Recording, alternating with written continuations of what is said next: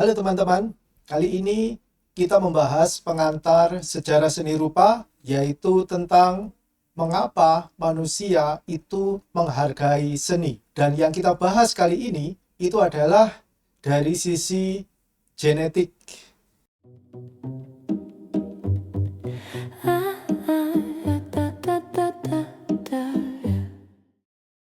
Di bumi, manusia adalah satu-satunya spesies yang menciptakan seni secara sadar. Ada teori yang mengatakan bahwa apresiasi terhadap seni tersebut itu sudah tertanam secara genetik pada diri manusia. Ada teori yang menjelaskan perkembangan otak manusia yang maju itu membuat dia menghargai seni karena kreativitas itu adalah awal dari dua hal, yaitu survival, cara untuk bertahan hidup, dan kreativitas itu juga akhirnya yang melahirkan seni.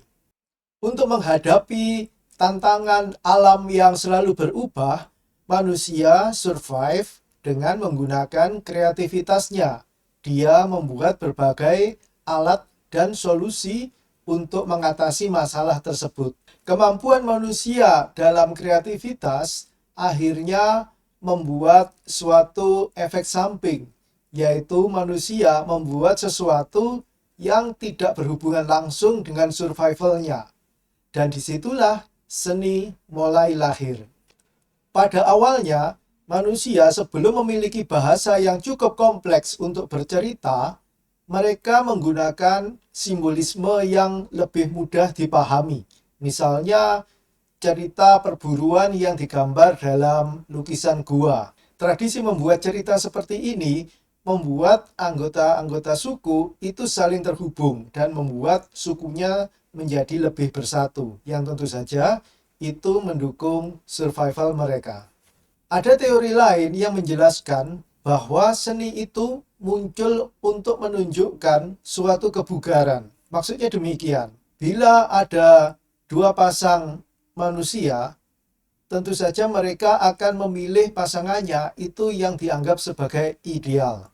Pada zaman dulu, ideal adalah kemampuan untuk survive dengan memiliki misalnya saja makanan, persediaan makanan yang cukup, atau suatu keamanan yang ditawarkan ke pasangannya. Seni itu menunjukkan bahwa calon pasangan itu memiliki kecukupan seperti itu. Karena apa? Karena pada dasarnya seni itu sesuatu yang relatif tidak penting.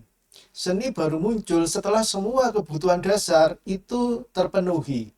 Jadi, kalau satu manusia ke pasangannya mempersembahkan karya seni dan pasangannya dia menghargai, sebenarnya yang terjadi adalah yang menawarkan seni tersebut itu mengungkapkan bahwa dia itu adalah pasangan yang layak dipilih karena berkecukupan. Buktinya apa?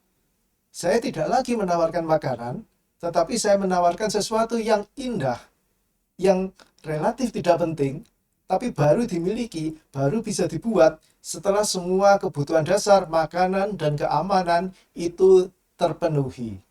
Ada juga teori yang menjelaskan bahwa seni itu sekedar produk samping. Produk samping dari apa? Produk samping dari evolusi kemajuan berpikir manusia. Manusia semakin cerdas dari nenek moyangnya. Kecerdasan tersebut sebenarnya tujuan utamanya itu adalah untuk survive. Namun efek sampingnya itu adalah pada saat otak tidak sedang berpikir tentang survival, maka daya pikirnya digunakan untuk hal yang lain. Dan disitulah seni muncul. Fenomena seperti ini itu biasanya dijelaskan dalam ilustrasi spandrel, seperti terlihat di layar. Jadi spandrel itu adalah area kosong yang muncul karena ada bentuk kubah atau bentuk peluru yang berada dalam frame kotak. Sisa area di ujung-ujungnya sini itu adalah spandrel yang sebenarnya itu tidak sengaja diciptakan, cuma bentuk tersebut itu otomatis muncul. Daerah spandrel itu diisi juga dengan lukisan atau ukiran atau karya seni yang lain. Jadi itu adalah suatu produk samping yang muncul tanpa ada maksud, namun akhirnya digunakan. Teori lain menjelaskan kemunculan seni itu karena manusia itu adalah organisme visual.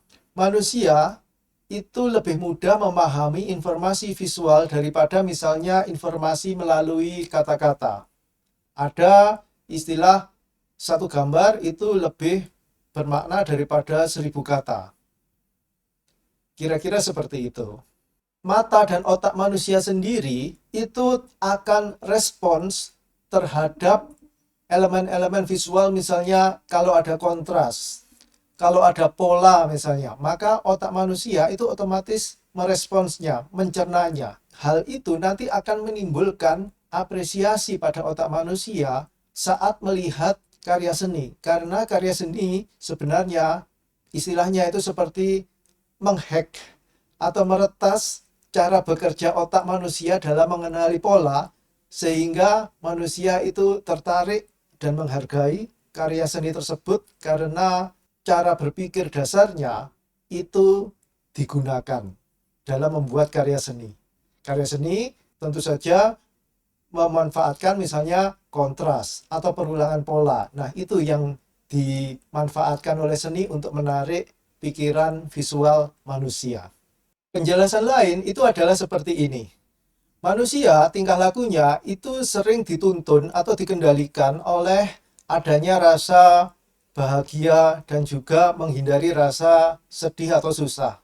Rasa bahagia, lega, dan hal-hal positif seperti itu sebenarnya dikontrol atau dipengaruhi oleh hormon-hormon dopamin dan yang lain-lain itu yang ada di otak manusia.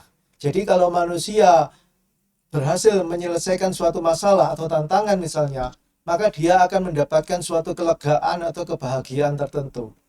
Kelegaan, kebahagiaan, dan kesenangan tersebut itu yang dikejar oleh manusia, dan itu menuntun tingkah lakunya sepanjang sejarah manusia ini. Mengingat penjelasan sebelumnya yang membahas bahwa seni dengan hubungannya dengan survival itu sebenarnya sejalan, karena survival itu menimbulkan kepuasan dan kesenangan dan kebahagiaan dan kelegaan, akhirnya seni juga menghasilkan sesuatu yang demikian. Jadi manusia kalau melihat karya seni itu merasa senang atau lega. Manusia kalau membuat karya seni itu juga merasa ada reward bagi pikirannya, dia merasa senang. Itu yang membuat manusia menghargai karya seni. Nah, kalau kita bilang bahwa seni itu genetik, tentu saja tidak semua orang menjadi seniman. Untuk bisa membuat karya seni tentu saja perlu latihan. Jadi genetik tentu saja adalah modal dasar. Untuk bisa membuatnya, manusia tentu saja perlu latihan. Bukan sekedar untuk membuatnya. Untuk menikmatinya pun ada yang bisa langsung dinikmati, tetapi nanti kita lihat pada pembahasan-pembahasan berikutnya, ada seni itu yang baru bisa dinikmati setelah penikmatnya itu terbiasa atau terlatih. Nah, ini nanti yang akan membuat selera orang itu akan berbeda-beda. Jadi sekali lagi apresiasi terhadap seni, baik membuatnya maupun menikmatinya, itu tergantung juga dari pengalaman, walaupun secara genetik setiap manusia itu sudah memiliki modal dasar untuk membuat dan menikmati seni.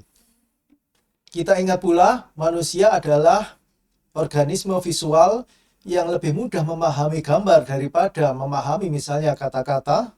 Di sini seni berperan terus sampai saat ini. Bukan sekedar untuk keindahan, tetapi untuk menyampaikan informasi dan kemudahan untuk menerima informasi. Seni digunakan bukan sekedar untuk keindahan, tetapi juga untuk komunikasi. Jadi kalau kita rangkum, kenapa kok manusia menghargai seni, bisa dijelaskan dalam 3 sudut pandang. Yang pertama, secara evolusi, manusia itu menghargai seni karena dia sejalan dengan kreativitas manusia dalam usahanya untuk survive, untuk menghadapi, untuk menyelesaikan masalah yang selalu berubah. Yang kedua, Seni juga membuat orang itu merasa bahagia, puas, karena hormon-hormon yang dimunculkan di otak saat manusia berhasil menyelesaikan suatu masalah atau saat mencapai suatu pencapaian tertentu. Dan yang ketiga, seni juga mendukung survival manusia itu karena seni akan menguatkan hubungan antar anggota komunitas yang tentu saja itu akan membantu survival komunitas tersebut. Jadi itu adalah penjelasan singkat tentang mengapa manusia menghargai seni dari sisi genetik. Berikutnya kita bahas, suatu karya seni itu dihargai manusia itu berdasarkan apanya. Kita lanjutkan pada pertemuan berikutnya. Sampai jumpa.